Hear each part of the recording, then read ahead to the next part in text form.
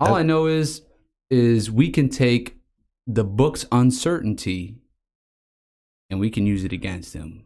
If you can pick the right side right now, all I know is that as the season goes on, they're going to get more sharp. The lines are going to be more sharp. Look, I want to see the money come in on. I'm not going to fade that money. I think that money will come in, and I think it will be legit. So if I'm willing to lay 6.5, I'm definitely willing to lay 7, even 7.5. And I think you're getting pretty tight anywhere above 8. I'm glad that you even brought the topic up because, in my leisure time, I like to look up little things, and I see that Sleepy Joe. The thing that I want to bring up is the one UFO that they found in Montana. They claim was the same UFO that they found over Lake Michigan, which is the same UFO that they shot down over Lake Huron. Now, when they closed down the airspace in Montana, it was at night. I got nothing yet on NCAA, but all right, man. Episode 10. We are here, back finally. We have a lot of stuff that we're going to talk about today. We're just going to try to catch up. NBA Thursday, and I have a couple games I'm going to talk about. We're going to touch on XFL, NCAA basketball. Obviously, that's prime time right now. There's a lot of stuff going on with NCAA. Obviously, we're going to talk about World War III, UFOs, and we're going to finish off with some crypto. Got some really good crypto news coming, and made some really good trades, so we're going to hash on that. And but that will come at the end, so stick around. We're going to get right into NBA Thursday. Before we do that, though, this is episode 10. I just want to send a special shout out to Nick. He was on episode 1. He's doing very well. Throw a little link to his YouTube channel in the bottom. Remember, what do they call it? The all tides raise ships or something like that. Something like that. I don't know. Like I'm not that. good with So when he's doing good, we're doing good. Everyone's doing good. Life's good. It's all good. God's good. We were gone a little bit. Briefly, man. Part of why we were gone, there wasn't much sports to talk about. We had XFL. I mean, to be quite honest, what the hell do we know about XFL to really talk about it? So we waited a week to see the games. I saw them a little bit, but basically there was really nothing going on. We talked about it. We were going into the All-Star break. Now we're coming out the All-Star break, which is why we're going to break down a couple games on Thursday. But you started a new gig, and I'm very busy myself, not just with the show, but with my own gig. So welcome back, man. Tell us anything that you want to tell us about your new gig. Man, thanks for having me again. Episode 10, quite a milestone. I'm very happy to be working at home. Get a lot more time to spend with my son. And I'm working for a company that I used to work for before, right? And a lot of new people, but really it just felt good that the people that were there remembered me, had good memories of me. And I went 300 miles to go get my remote equipment, and I brought it home and just went right into it. And it was like riding a bike. Yeah, the only reason why I even bring that up, man, you had a very good week in capping. And for people who believe that, there's people who only cap and don't actually work, there's very few people. And you got this, you started this you were always working, but you started this new gig. And then amazingly enough, you put out some really good plays in the Discord.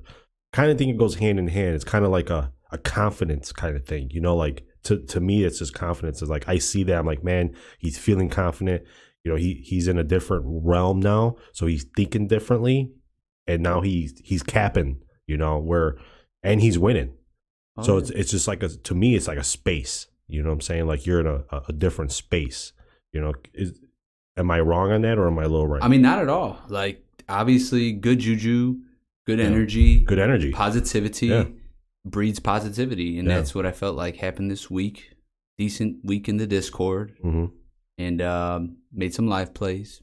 We're going to talk about that. But before we do, man, let's just get into NBA Thursday. Because if anybody's watching this, they want the damn picks. they're going to get the damn picks right away. NBA's back, and there are tons of games. I think there's like 8 or something like that. And I'm going to touch off with what I saw. And if you have something you want to add, go ahead. The one thing that stood out to me, the only home team that wasn't favored was Indiana versus Boston. And that stood out to me tremendously because the number, it's on Boston. But here's the thing. When I looked into how that number played out historically between these two teams, it meant nothing. It absolutely meant nothing. More times than not, actually, when the number favors Boston in this particular matchup, they actually don't win. Where the number doesn't favor Boston, then they win. So when I mean favor right now, they're at -8. It historically, when they've been favored at this type of range of a number, they've lost. And when they're lower, like a -1, where the number is really not favoring them, that's the games they win. So it's a weird dynamic against Indiana. I really did, I don't know, about 45 minutes to an hour worth of research in this game. It went back and forth, back and forth. I'm like, I like Boston. Can we do maybe a Boston first quarter? Lines aren't out right now. Is Boston first quarter even a good play coming out of All-Star break? It's actually really sketchy. So I'm going to keep an eye on it. Again, it was the only game where the road team was favored, and they were favored by a lot. Every single home team was favored, which kind of stands out to me, where I think the NBA is kind of favoring the home teams the day after the All-Star break. Now, I could be wrong about that, but there was some lines that would suggest that. And then, moving on to another game that I'm probably going to end up playing. I am waiting for this line to kind of move. I want to see what the people who do this for, a real living take it to. Right now, Orlando at Detroit, or I'm sorry, Detroit at Orlando. The line is at -6.5, and I like Orlando in this spot. I'm not going to take them at 6.5. Actually, I want to take them at like 7, and that seems really counterintuitive for a lot of cappers. They're like, well, why would you take 6.5 and not 7? Well, right now the numbers categorically more in favor of Orlando. So numbers all over Orlando. They're at home. They're playing hot. Detroit, they're not playing so well. So you got, talking about form, you got one team really good form, the other team not so good. Again, we're coming off the All-Star break, so what are we actually going to get? I don't know. But I do like the number. I do like everything that, if this wasn't off the All-Star break, I would be hitting it right now. But I kind of want to wait until honestly a half hour before tip off, and I want to see this number move. I want to see it move in the direction toward Orlando.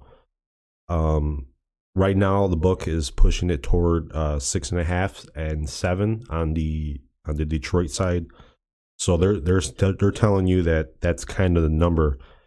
If money comes in heavy on Orlando, like I believe it is, it's going to push it. And sometimes that's just all it needs. I just need confirmation that other people are feeling the same way. That's kind of a look where I'm going to monitor. It's kind of a copy look. I want to see the money come in on it. I'm not going to fade that money. I think that money will come in, and I think it will be legit. So if I'm willing to lay 6.5, I'm definitely willing to lay 7, even 7.5. And I think you're getting pretty tight anywhere above 8. So NBA Thursday, I'm going to look at those two games. We can probably call Orlando official right now. But again, am I going to put my money on it at this moment? No. I'm going to wait until half an hour before tip off. I think it's just a smarter move. For me, it's losing money waiting, but in the NBA, it doesn't. I don't think it really matters. I don't think it matters in this situation. And how do I get there? Well, Orlando's a really good team right now, and we're coming off the All-Star break. And you got Detroit going down to Florida. So there could be a little layoff there too. It could be an extended vacation for some of these players. I don't usually cap that way, but coming off the All-Star break, that's all we have. Going into next week, we're going to have a ton of great spots. We talked about it a couple weeks ago where we were gonna lay off. We were going into the All-Star break. We didn't know what we were getting, and quite frankly, I wouldn't go too heavy right out the gate. Which is why I might just have this one play. So, did you have a chance to look at any of those games, okay? So I always have a little policy, just personal. So because of the All-Star break, everyone's actually getting the same amount of layoff time, and there's been some shuffling around. I know there's some new guys being added to rosters, and I don't know what all of that means. I don't know how, if everyone is rested equally, I don't know how that's going to affect the outcome of the game. So I do have a couple leans, and one of them, I'm glad that you said Magic, because I was actually leaning that way too. And then the other lean that I have is actually the Cavs. So the Nuggets are visiting the Cavs, and those were the two leans I had. So nothing heavy. What I'm probably going to do is similar to what you're doing, see how the line is moving, and maybe make some in-game plays, because I've been kind of fuego with the in-gamers. More recently, it looks like I'm like 6-3 last night. Yeah, so you're in games. Let's talk about that. Oh, for the past week. You had like a plus 525. No. Look at you. You were 3-0 in games. I was. Was it tennis? Yeah. So I was up late, right? Yeah. So the first one I had was on February the 16th, and it was ITF women's tennis, something that I was keeping an eye on in game. Lavinia Tanasi, set 2. So basically, she lost set 1, right? At one point, I think the odds were like plus 1,500, and I don't like to look at things like that, but then I saw a really, really sharp drop like right away. And to me, it was like telegraphing what could be happening. So as I was watching the first set, I wanted to place a bet in the first set, but I laid off, and then I saw the number for the second set creeping down, and it wasn't as sharp as the first set, right? So it started from 1,500. And then it went to 800, and then slowly but surely. And I was like, man, let me take advantage of this. This could be an opportunity before it's too late. And you know what happens when it's too late? They'll block you from even making the bet. So let me ask you, with what you just said right now, you saw a number and it was dropping. You knew you didn't get the highest price. Yeah, I didn't get the best price. You didn't get the. It was all plus money. You didn't. You didn't get the ceiling. You didn't. Right. I think that's a good. Honestly, I'm going to talk about that with crypto a little bit, but I think in certain instances, not always getting the ceiling will make. I know me sometimes it makes me lay off. I'm like, oh man, I did that recently with a stock, and it was like, oh, I didn't get the bottom. I'm not going to get in. And that it just ran up and ran up and ran up and ran up. So I think like what you said, sometimes it's just good to look, and if you see it dropping, don't be afraid, because you're not getting that same plus money. You're still getting plus money. You're just not getting that super plus money. But you took it, you won. Congratulations, that was a nice hit. That's a good move. What that is? That's a mature capping move. It's very you saw it, and you were willing to take it. I know, like I said, more times than not, when I see a ceiling, it kind of drives me off sometimes. Not always, In fact, I've actually done pretty well with crypto. To me, it's like a 50-50 where I'll see a ceiling and I'm like, I just don't want to be a part of it, or I'll see a floor. I didn't get the floor, or I didn't sell at the ceiling. It's like, oh well, I'm not going to take it now because I'm not at that price. Well, in reality, you should take the number that they're offering you at that present time because it's still a winner. Exactly. Picking the side. We talked about that before. It's still a winner. Absolutely. So, Yeah, you had a couple other ones too. Yeah, I mean, I had another tennis victory. This time was on the men's side. We had Ugo Blanchett, and that was in the first set. So similar thought process, except I just went for it right away. But just so you know, I have no idea who the hell you're talking about. Hey, it's okay, man. It's okay. I did finish the week off with something I actually like, which was soccer. So I did watch some English Premier League. Soccer. And I finessed, and I put together a little 2-pick parlay. And it wasn't plus money, but I got minus 103. We had the 2 picks were Leeds and Everton under 12.5 corners. And then we put that together with Brighton and Fulham under 2.5 goals for a minus 103 ticket. So all in all, positive EV this week, positive vibes, and with the new gig, I just felt like it was a great week. I couldn't get my hair cut today, but you know what? We'll have plenty of time to fix that up. Hopefully, man. That's some good winning, man. Happy to see that. Yeah, I can't add too much on soccer or tennis, but yeah, I think I went 0-1 in the Discord. I can actually talk about the game that I lost in the fact that we talked about on the show. This was the Cavs shutting teams down in the fourth quarter. I shouldn't have played that game. It was a bad game to play. The ironic thing about it is we talked about this on the show with the Bulls too. And everything we talked about with the Bulls collapsing in the fourth quarter and the Cavs shutting down the fourth quarter, all of it happened in multiple games after we talked about it, except the one game that I played. Of course. That's usually how it goes, huh? And honestly, it was not a good move by me. First off, they were playing the Spurs, so everything was wacky, and it was a chase. It was like we talked about it, and you see it. You're like, oh my god, we know this. Like, why am I not playing this? Was that a team total that you took? It was a team. Yeah, I took it. Well, I took a team total because I was really just trying to capture the fourth quarter. It was in live. Gotcha. Yeah, and so I was just trying to capture the fourth quarter. I made the bet at the end of the third quarter, right into the fourth quarter, and it was.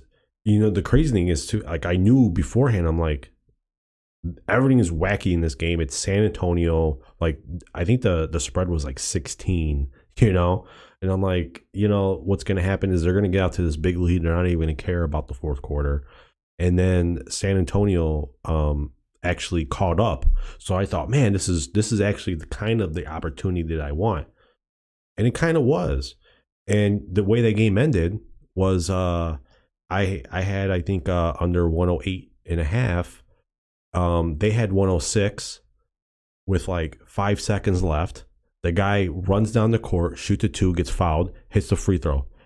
None of it even made, like, it had no bearing on the game. It had no bearing on the game. It was one of those, not only did I make a bad pick, but I lost in the most ridiculous way. Guy, they were down by like 12 or 13 or something like that. Sometimes I prefer that over a close losing by a hook. Well, that's what I'm saying. So that irritates me more. 5 seconds left. The guy comes down, and I'm thinking, I'm actually seeing it. I'm like, oh, he's going to shoot a 3. I'm going to lose. He shoots a 2. I'm like, oh, okay, I got it. And then they blow the foul call. I'm like, wait. Did this guy really just foul him on the last shot of the game? That's like, it meant nothing. And that's how I lost. But it was good because I guess what we talked about a couple weeks ago, where sometimes you're happy when you lose. Like, I shouldn't have won that game, and if I did win that game, it would have put me in like I would have had like some kind of arrogance, you know, confidence that I shouldn't really have in that type of situation. I knew it was wrong. I played it. I lost. I'm happy I lost in the aspect is like those aren't the type of plays I play. You know, we were talking about it, and I didn't even want to make a play. Like, it was just kind of like, you know what, I should before the All-Star break. Let me just get one more in there. Bad, bad, bad. What we don't do here. We don't preach that type of crap. You know, we're patient. We're about, you know, positive net flow. And when you make those type of decisions, that's an uneducated decision. It was bad. So I hate myself for it, but I got over it. I definitely got over it. Oh yeah, you gotta have a quick memory. So that's the Discord review. But hey, I'm still very up. I'm positive for the year. We're gonna keep going. You're moving up positive in the year, so it's all good. XFL just started. We were gonna do a little bit of XFL, but like I said, we don't. Man, even the books don't even know about the XFL. Okay, now I'm gonna tell you some of their lines that they did come out with were pretty good. But they don't offer you any quarter lines for the most part, any half times, and then when the game starts, there are no live betting lines. So that tells me that the book really doesn't know what's going on. They're doing their best, the same way we could do our best, except for, you know, they have thousands of man hours. We don't have thousands of man hours. So to give out really good advice in the XFL for us would be it'd be false advertising. We're not XFL experts. I am very excited for the league, actually. As a fan, yeah. As a absolutely. fan, I like football after the Super Bowl. I think everyone does. We saw some ex-NFL players, Josh Gordon's back. Kalen Balaj, who's the running back for... Remember, he used to play for Miami. Yeah. He tore it up. Ben DiNucci. How about that guy? He tore it up. So there was like a lot of ex-NFL players. It's kind of cool, actually, to see just grown men that aren't in, you know, college playing the game, but not at the NFL level. I kind of like it. It's like Mac football almost, except for grown men, which is kind of cool, and ex NFL players. No disrespect to the Mac. Yeah, and the thing that I like about it is the way they stagger the games. You know, they had 2 on Saturday, 2 on Sunday. They spaced them out. They were at good times. Like, you know, they had the one on Sunday night. I know a lot of people watched. Actually, when I asked people, I'm like, hey, did you catch any XFL? They're like, yeah, I saw a little bit of the Sunday night game. I'm like, yeah, Sunday night games are great. You know, I think a lot of people caught a little bit of the Sunday night game. They're going to have a Thursday game. The one thing that I honestly would have told people beforehand, and I actually would kind of backtrack on it now, but the one thing I would say is whoever has the most mobile quarterback generally, I believe, would win. And that's how the old XFL ran, you know, a couple years back. The most mobile quarterbacks in the league. PJ Walker was one of them. He made it to the NFL. There's a couple other ones too. Their teams did really well. So going into it, I was like, hey, whoever has the most mobile quarterbacks win. But then there was actually just some really good quarterbacks overall. Like, you know, the play was kind of, you know, iffy, but quarterback play was up to par. I thought the defenses all did pretty well.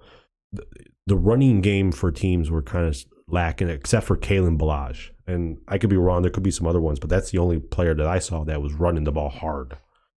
But, you know, thinking about the XFL and betting, it's really more of a crapshoot. I don't really want to get into it too much. I do want to look at XFL games to see if there are stuff there, but at this very moment, we're still in that blind, you know, like, yeah, would I put $10 on a game? Sure. Would I put a couple $100 on a game? Hell no. Hell no. Tell me what you thought about it, brother. Well, from a betting perspective, I know that maybe we might be opposite, because I feel like, even though I haven't done, like, I have no XFL picks for right now, but I do know when you have something new, you were mentioning it or touching on it, the books are kind of vulnerable. They don't know which way to go. So as a capper, If you're doing your research, I don't even think these teams have beat writers yet. Do they even have beat writers? Like, well, all I know is we can take the book's uncertainty and we can use it against them. If you can pick the right side right now, all I know is that as the season goes on, they're going to get more sharp. The lines are going to be more sharp. Oh yeah, and it's going to be a harder sport to cap. I couldn't even find any research though. Yeah, like where do you find? Where do they find? Some of these guys were working at AutoZone. Well, it's the first game, so there was really nothing there. But I see what you're saying as far as the book not really knowing. Take advantage, just like earlier on in a baseball season. So my favorite time to cap is like earlier in the baseball season. So like between like April, and I know you love baseball too. April and May, to me that's prime time capping because there's so many different opportunities. There's so many spots to pick. You don't always have to pick a side. You don't always have to pick a total. You could pick a nerfy, a yerfy. You could monitor the line movement throughout the course of the game. Maybe take advantage of a spot in the third inning that wasn't even available because, like you said, sometimes these lines are not available. Well, see, that's why I think the reason why I didn't see any live betting was because I feel like people, after watching the game, they could have really made some really good money because there was some that were pretty apparent, like, oh, that team's good and they're going to win, Well, you just knew, right? You just knew. Exactly. So, I'm going to say the one thing that I did notice, all the home teams won except for the Battlehawks. The Battlehawks were going to lose, and they came back in like the last minute or 2 minutes, whatever it is. But every single home team won. And to be quite honest, I felt the home field advantage. So if there was something, that I think you can go off of, is that I believe even in this next week, it could be a major advantage. The teams that are home. And now I'm not sure which teams those are. I haven't been that interested in looking, but I definitely will check that out. But home teams, the crowds were into it. The teams were feeding off the crowds. And the only team that, won on the road, they came back in the last 2 minutes and scored 15 points. And it was kind of a miraculous comeback, So if you take that out the equation, every home team damn near won, So that's my only strategy that I have right now is home field advantage is king. And hey, I like Kalen Ballage as a runner. Hey, he looked like a grown man around boys. I liked him in the NFL. Yeah, I liked him in the NFL too. Josh Gordon looked like a man around boys. There was some other standout players too. Nothing that comes to the top of my head, but I like the team names. I like all the team names. Very clever. The only one that I didn't really like, because I don't understand it, and I'm gonna have to look it up, was the San Antonio Brahmas. The Brahma Pool?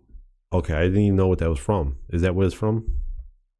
I'm assuming. I don't know. All I know is I think The Rock, the Brahma Bull. Listen, right? Hines Ward was the coach, and their colors are yellow and black.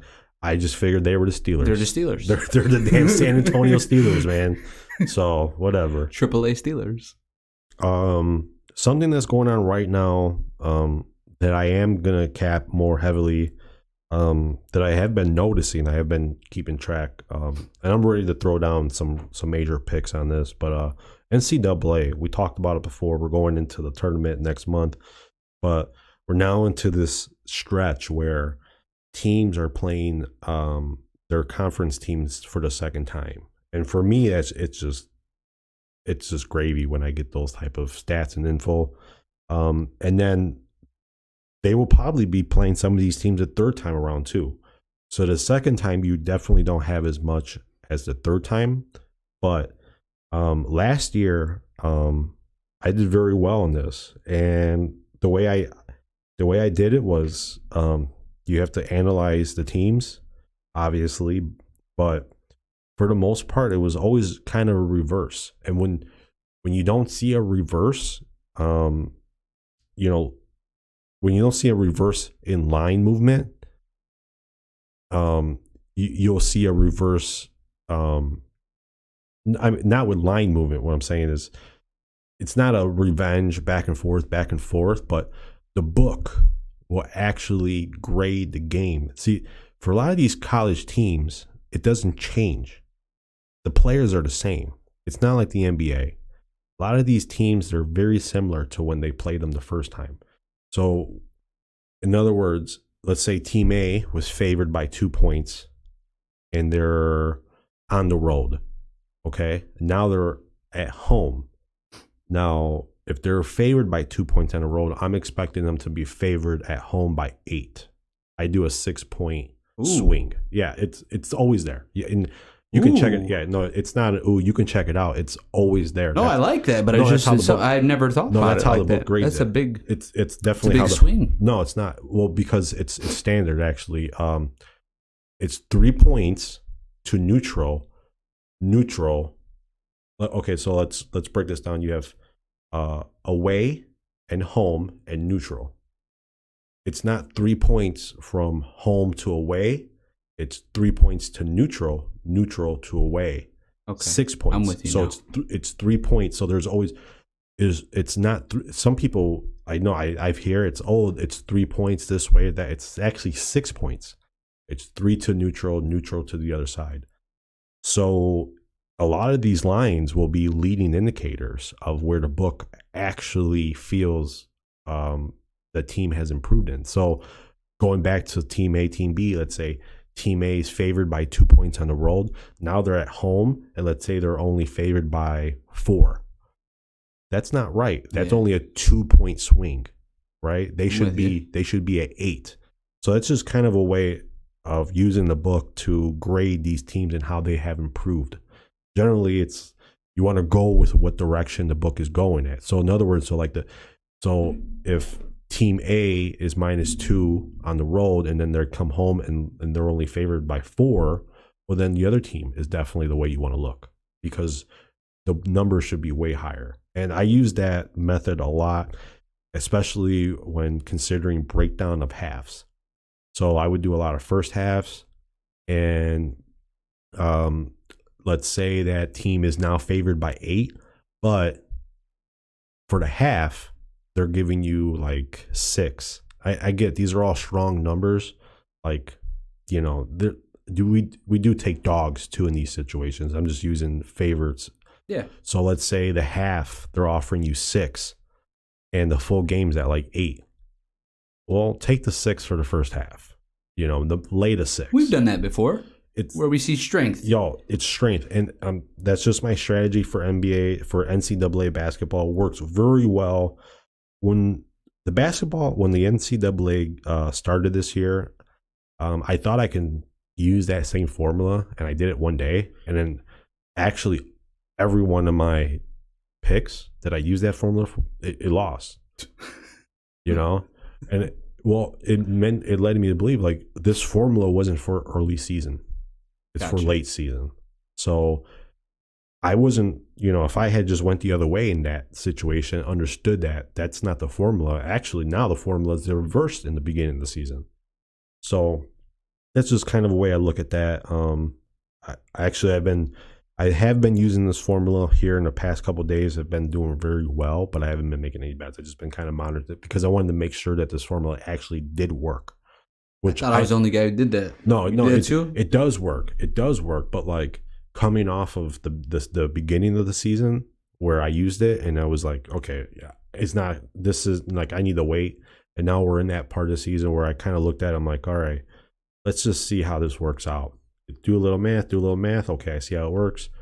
Oh, damn, I would have had 5 winners today, So, yeah, so I think actually these next couple weeks, man, it's going to be really, really cool to bet on these teams, man. I think there's going to be a lot of money going to be made. And, man, I'm just going to keep it like that. I'm excited. More picks to come. Yeah, I'll have those picks out. I think college basketball, you can make a lot of money. Like I said, if you know what you're doing as far as if you have some kind of strategy and you actually, sometimes you do need to watch. I wouldn't say the eye test in some of these games, but you definitely need to go through the what I like to do is I like to look at the game I don't know if they call it the game cast or whatever, where they show you on a graph how the teams performed on points wise. And so you'll have both teams, they'll both be on a graph. And I like to look at that type of stuff because then it'll feed me into if we're doing halves, which half is better, which some teams truly play better in the second half. Some teams truly play better in the first half. So that's all the stuff that you have to look at. The great thing is that there's so many damn games, but it hurts because there are so many games. You don't have, that much time in the day to look at every single game. So I like to just zone in on a couple games and do that strategy. I'll do it. I'll put it out on Twitter or we're having a Discord. We'll see how it comes out. I feel very confident. So we're gonna finish this off. But we gotta talk about World War III. Of course we do. Sleepy Joe. What's he doing? Where's he going? Tell me. Okay, tell me what you think. I mean, we're not in World War III, but tell me what you think, man. All right, so I wanted to touch. I'm glad that you even brought the topic up because in my leisure time, I like to look up little things, and I see that Sleepy Joe, in the middle of the night, was whisked away to Kyiv, the capital of Ukraine. And the articles that I was reading, it just made him seem like a hero. Like nobody in world history, no sitting American president had ever gone into a war zone and this, that, and the other. And I was like, you know what? That is very interesting stuff. And then I picked up this one article, which I do think was written by AI, by the way. I have a link, and maybe I could post it in the Discord. It's whatever. It's not just people like to read interesting stuff, but it's written by the San Diego Tribune. So they're basically saying that I want to pull it up. Okay. So they're basically saying that Russia did not know, right? So that's what the Biden administration hey, we're not telling anybody. I heard that they knew. And then they knew. And then it says, in quotations, but Russia did know. And they... And it just, again, Conspiracy Vinny is going to come out, right? It's like, is there really a war going on? Or is this all smoke and mirrors? Because it would be the equivalent of Vladimir Putin coming to Mexico. And you know what I mean? He's in Cancun and he's having a meeting with the president of Mexico, and guess what? That does not sound good at all for the United States if you were to do that, right? We'd be up in arms. There'd be something happening. Yeah. But that's not what's happening here. Everyone's rallying around Sleepy Joe. He's the hero, and I'm not sure what to make of this stuff. All I know is that there's definitely collusion, right, going on. Remember that word, collusion? It's how are you going to tell your opponent, hey man, I'm coming in for a little nightcap. I'm going to be here. Don't try anything crazy. And then that's it. I mean, I don't know. It just, something's not sitting right to me, man. Why are we putting our commander in chief over there to begin with? Yeah. I'll be honest. Why do we want him in a war zone? I don't want him in a war zone. I don't have too much thoughts on him going over there. I found it very weird. Very weird. But I will say this. If I were to put on a scale today how I feel about the possibility that this is actually going to happen, this is some fear-mongering crap, right? Oh, yeah, we love that. I'd be honest. I think it's a 5 on a scale of 10. You're right at that, it could happen or it could not happen. You know what I'm saying? From everything that I see, it's I think... I'm more afraid of aliens in World War III, pal. I don't know, man. All right. So we're going to get right into that. Let's just... No way. Well, let's get off this World War III. Yeah, we love the UFOs. Honestly, we don't actually ever talk about UFOs, so this is really weird. I've been mentioning UFOs for this past week to people, and they look at me crazy. Now, I know there's no such thing as UFOs, but No, there is actually. I know, but no. Okay, so I listen to a lot of different podcasts, which is actually the inspiration for what we're doing here. And I've heard some things on some of these podcasts years ago, and just most recently, like months ago, where people are kind of describing the exact thing that just happened recently. And I find it funny. I'm like, man, if these people had listened to these people talking, they would know this is a real crap. I'm just gonna put it out there. I think they didn't shoot anything down. I think they shot missiles and they thought it blew it up. And those things, as soon as the missile got right where they were at, they just went, "Poof."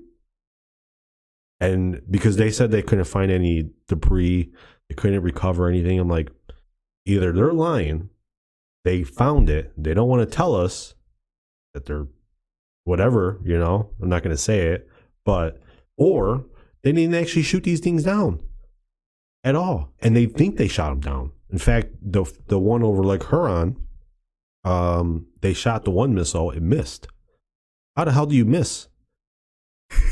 These are heat-seeking missiles. And I guess the other thing was they were talking about these balloons officially, right? And they're rudimentary. They weren't even put together well. You mean to tell me you can't catch little Davy's birthday balloon in the sky with a heat-seeking missile? I'm so over people with the whole balloon shit. I'm so over it, man. Honestly, when people talk, it could just be balloons. It's like, nah, man, I don't really think they're balloons, man. You don't know what I know. I've listened to some podcasts. Like, those aren't balloons. And the one thing that I want to say, and I did get this from another guy that I listened on YouTube. I think it was Max Afterburner, real cool guy. And he talked about something that I was thinking about the entire time, and he really confirmed it to me. The thing that I want to bring up is the one UFO that they found in Montana. They claim was the same UFO that they found over Lake Michigan, which is the same UFO that they shot down over Lake Huron. Now, when they closed down the airspace in Montana, it was at nighttime. And when they closed down the airspace over Lake Michigan, it was approximately like 8 hours or 6.5 hours later, right? In the morning. And then they closed over Lake Huron. This all happened before the Super Bowl. And if you look at the distance from Montana to Lake Michigan, it would take like 200 miles. It would take an object to go 200 miles an hour for 6 hours to be in Montana and then be over Lake Michigan like 6.5 hours later, nonstop. Now, there's not many things that can do that, and not have to refuel, and then to be able to go over Lake Huron. So it's something that I don't think that I've heard much in the media, which is why I'm always skeptical on that type of stuff. It's like, wait, they keep talking about it might be balloons, and they don't talk about the fact that they had one object in a different part of the United States, and then hours later is in another part of the United States, and they're calling it a balloon. I have drones. I know drones don't go that fast. With the wind current, let's say it was 100 miles an hour, you would need to go an additional 100 miles an hour to reach that 200. And not only did it not go with the wind, the jet stream goes down to like the Gulf of Mexico, which is where the Chinese spy balloon ended up at, going from north to south. This actually went from Montana up to the Great Lakes. So it's actually in a completely different direction than where the spy balloon had the jet stream go.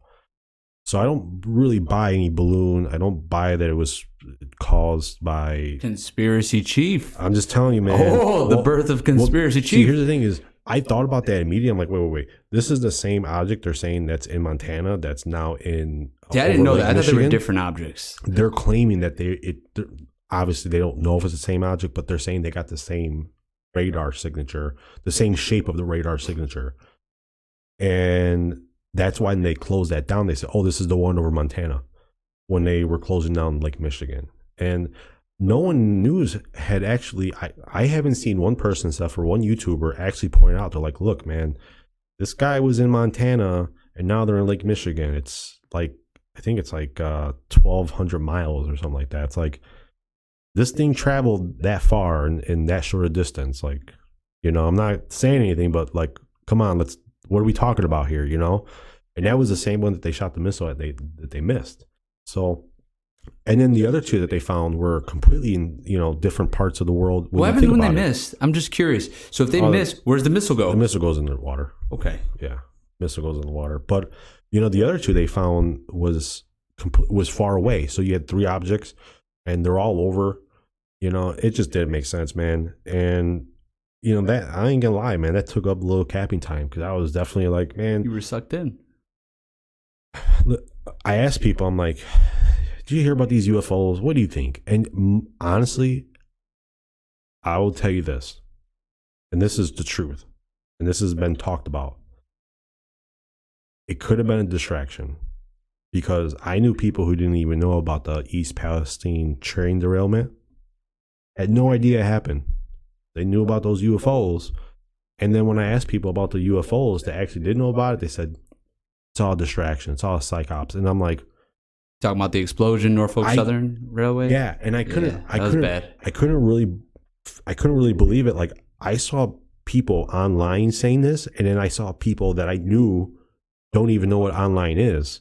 They don't even go online. No, I'm serious. Like they're not that type of person to go on Twitter. They're not Twitter people at all. And they were saying the same exact stuff.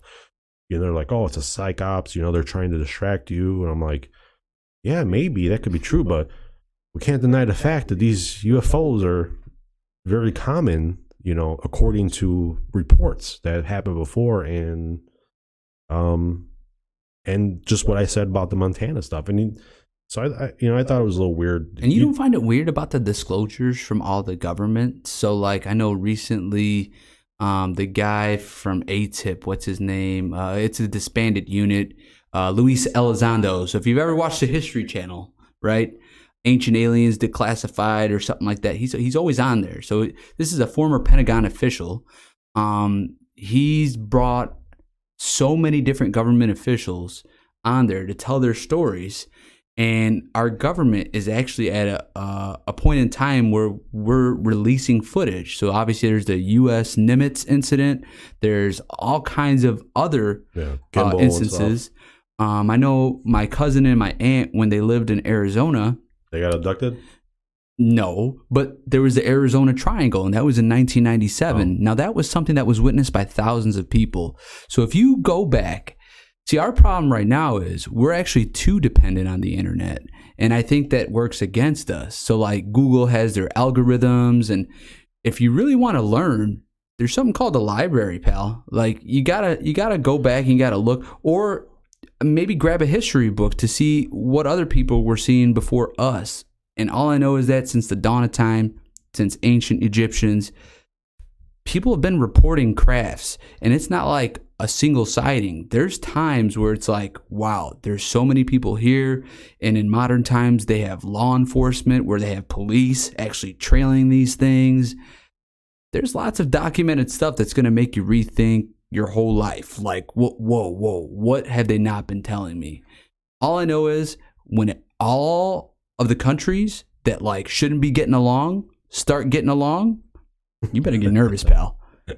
Can I ask you, all right, so the U.S. government came out and said this.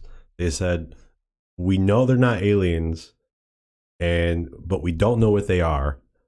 Or let me leave out the aliens. This is what they said. We don't know what they are, but we know that they're not going to hurt you. Can both of those statements be true? I don't think so. I don't know. And that's exactly what the White House press secretary said. That doesn't surprise we don't me. know what they are, but you're okay.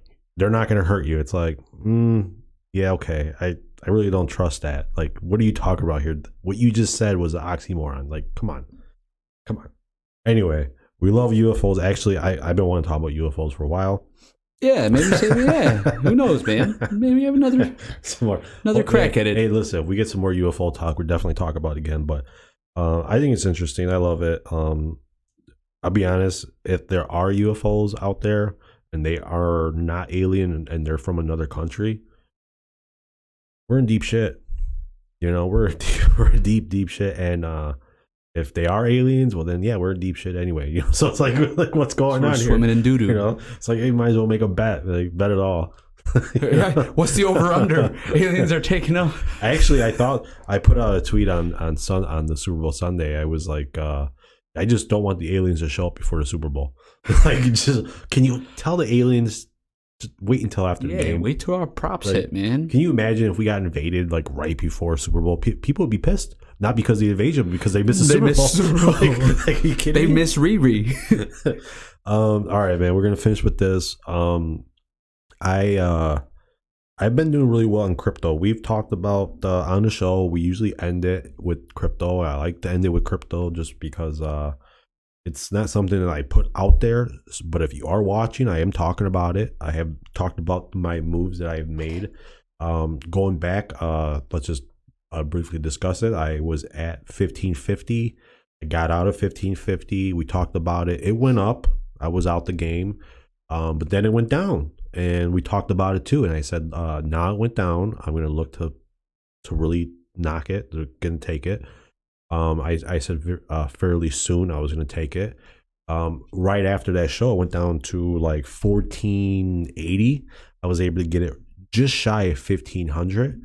From 1500, it shot all the way up to past 1700. I sold it at 1690. Ooh. So now I'm risk off. But I've definitely been making some really good swing trades. I mean, selling at 1550, and we're just going to use that as a starting point. You're talking about Ethereum, of course. Yeah. Starting at 1550. We sold it. We bought it back at 14. It was like 1498, right below 1500. And then we sold it at 1690. Okay. That was good because now it's coming down a little bit. Now it's coming down. 1643. Right. So what is it right now? 1643. There you go. Change. Let's keep going. So if you're watching this and you look, if you don't believe I know what I'm talking about with crypto, don't. These trades are coming. We talked about a 1300 price level too prior. I told you, I said I think it could go to 13, and then it didn't, and I changed my mind. It wasn't a change of mind. It was what you do. We went in with an expectation that it would go to 1300, and we saw that it was a good opportunity to get in at just below 15. Well, right after that, it shot right up to 17. So, we go in with a target. We have an idea. Sometimes you have to change the plan, but patience is key. Like right now, I'm risk off, meaning I don't have any, but I'm probably going to look to get right back in at 1550. And we'll see where the climate is when that happens. We'll have to reassess the situation. But right now, listen, if 2 days from now, I wake up and it's at 1550, I'm going to strongly suggest taking it just because I'm playing this channel. And when you think about it, that's exactly where I started from. So I had just squeezed out like over $250 per Ethereum that I've been trading, and I'm back at the same point. And it's just a really good play. I will say what I know about the market right now. Right now, the January had this incredible burst, and there's a theory going out there that people missed it. And those people who missed it are calling for it to drop again because they missed it. So they want to catch it. And a lot of those theories are saying that it's a lot of institutions.